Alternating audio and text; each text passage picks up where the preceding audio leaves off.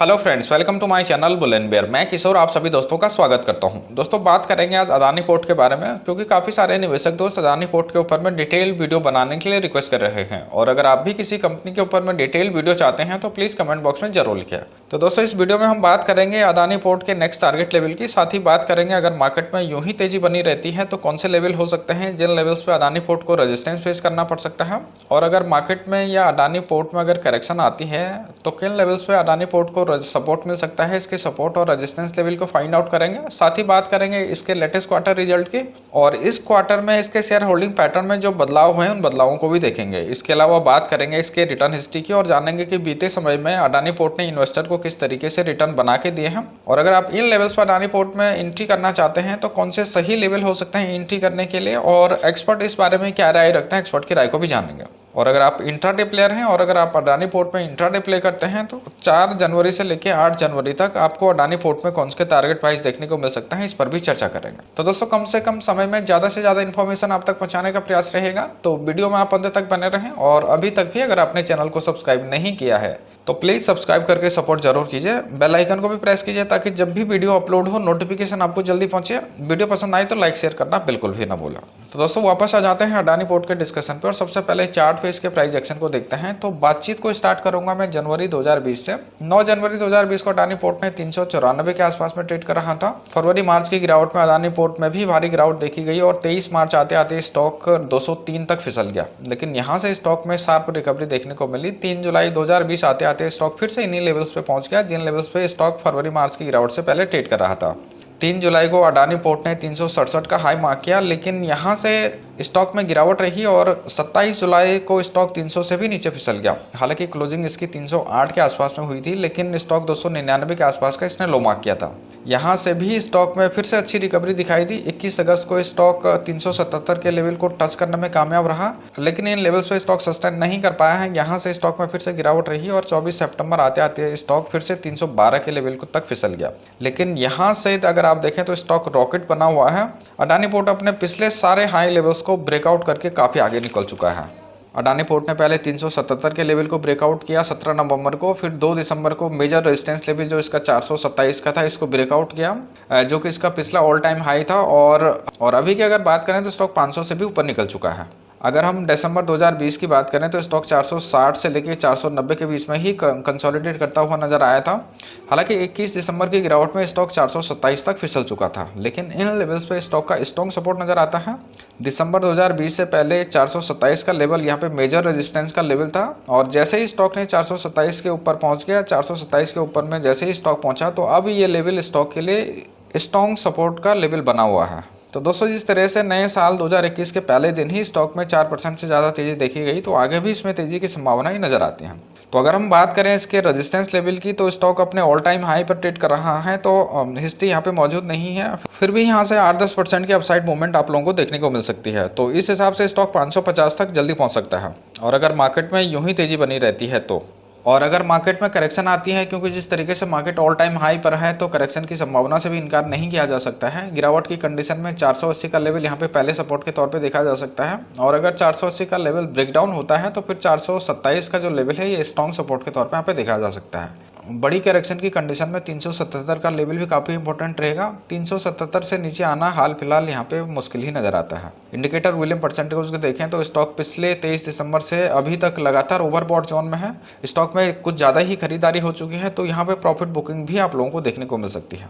तो दोस्तों अगर आप इन लेवल्स के ऊपर में अडानी पोर्ट में पोजीशन बनाना चाहते हैं तो एक्सपर्ट इस बारे में क्या राय रखते हैं, एक्सपर्ट की राय को जानते हैं। तो टिकरट्रेड.इन पे मैं आपको लेके आया हूँ। यहाँ पे आप देख सकते हैं, यहाँ पे काफ़ी संख्या में एनालिस्ट यहाँ पे स्टॉक को कवर कर रहे हैं। 25 एनालिस्ट यहाँ पे स्टॉक को कवर कर रहे हैं, और लगभग सबके सब मानते हैं कि स्टॉक में बाई किया जा सकता है। यानी कि 96% एनालिस्ट का मानना है कि स्टॉक में बाई किया जा सकता है। इन्वेस्टमेंट चेकलिस्ट को भी देखते हैं तो यहाँ पे 5 में से 3 पैरामीटर ग्रीन सिग्नल देते हैं और 2 पैरामीटर यहाँ पे रेड सिग्नल देते हैं। इंटेंसिक वैल्यू की बात करें तो जो भी प्राइस चल रहा है वो अभी इंटेंसिक वैल्यू से ज़्यादा है। रिटर्न वर्सेज एफडी रेट की बात करें तो स्टॉक का एफडी से ज़्यादा रिटर्न देने में सक्षम है। डिविडेंड रिटर्न की बात करें तो स्टॉक अच्छा डिविडेंड ऑफर नहीं करता है। एंट्री पॉइंट यहाँ पे ओके का सिग्नल है और नो रेड फ्लैग का सिग्नल भी यहाँ पे ओके है। तो ओवरऑल अगर आप एनालिस्ट की माने और इन्वेस्टमेंट चेकलिस्ट की माने तो स्टॉक में बाई किया जा सकता है। तो दोस्तों एक नज़र इसकी अब रिटर्न हिस्ट्री पे डालते हैं और जानते हैं कि स्टॉक ने बीते समय में इन्वेस्टर को किस तरीके से रिटर्न बना के दिए हैं। तो अगर हम वन डे की बात करें यानी कि लास्ट ट्रेडिंग सेशन की बात करें तो इसने 3.80% के रिटर्न दिए हैं। अगर हम एक वीक की बात करते हैं तो एक वीक में भी यहाँ पे 4.35% के रिटर्न है। अगर हम एक मंथ की बात करते हैं तो एक मंथ में भी यहाँ पे 13.99% के रिटर्न है। एक साल की बात करते हैं तो यहाँ पे 31.72% के रिटर्न है। 5 साल की बात करते हैं तो यहाँ पे 95.39% के रिटर्न है। और अगर मैक्सिमम टाइम की हम बात करते हैं तो लगभग यहाँ पे 161.36% के रिटर्न है। ओवरऑल रिटर्न हिस्ट्री भी देखें तो इसकी ठीक ठाक ही नजर आती है। अब एक नज़र इसके लेटेस्ट क्वार्टर के रिजल्ट पे डालते हैं यानी कि सितंबर क्वार्टर के रिजल्ट पे डालते हैं। तो सितंबर क्वार्टर में इसने अच्छे नतीजे पब्लिश किए हैं, रेवेन्यू में भी और नेट प्रॉफिट में भी यहाँ पे जंप देखने को मिला है। जून क्वार्टर में अगर हम देखें तो टोटल सेल्स यहाँ पे 797.72 करोड़ की थी, जिसमें से कि नेट प्रॉफिट हुआ था 286.58 करोड़ का। लेकिन अगर हम इस क्वार्टर में यानी कि सितंबर क्वार्टर में देखते हैं तो रेवेन्यू में यहाँ पे जंप देखने को मिला है। रेवेन्यू यहाँ पे 1081.96 करोड़ का हुआ है और जिसमें से कि नेट प्रॉफिट हुआ है 695.72 करोड़ का। तो इस क्वार्टर में यहाँ पे नतीजे भी अच्छे पब्लिश किए हैं। फाइनेंशियल ईयर 19-20 में देखें तो टोटल सेल्स यहाँ पे 4,643.28 करोड़ की थी, जिसमें से कि नेट प्रॉफिट हुआ था 1,934.35 करोड़ का। ओवरऑल अगर आप देखें तो इस क्वार्टर में नतीजे यहाँ पे बेहतरीन नतीजे पब्लिश किए गए हैं। अब एक नज़र इसके शेयर होल्डिंग पैटर्न पे डालते हैं तो प्रमोटर की होल्डिंग यहाँ पे 63.65% की है और पब्लिक के पास में यहाँ पे 36.35% की होल्डिंग है। पब्लिक होल्डिंग को डिटेल में देखें तो इंश्योरेंस कंपनीज के पास में यहाँ पे 12.43% की होल्डिंग है, म्यूचुअल फंड के पास में यहाँ पे 3.99% की होल्डिंग है और एफआईज के पास में यहाँ पे 17.05% की होल्डिंग है। तो मैच्योरिटी शेयर होल्डिंग यहाँ पे प्रमोटर के पास में है।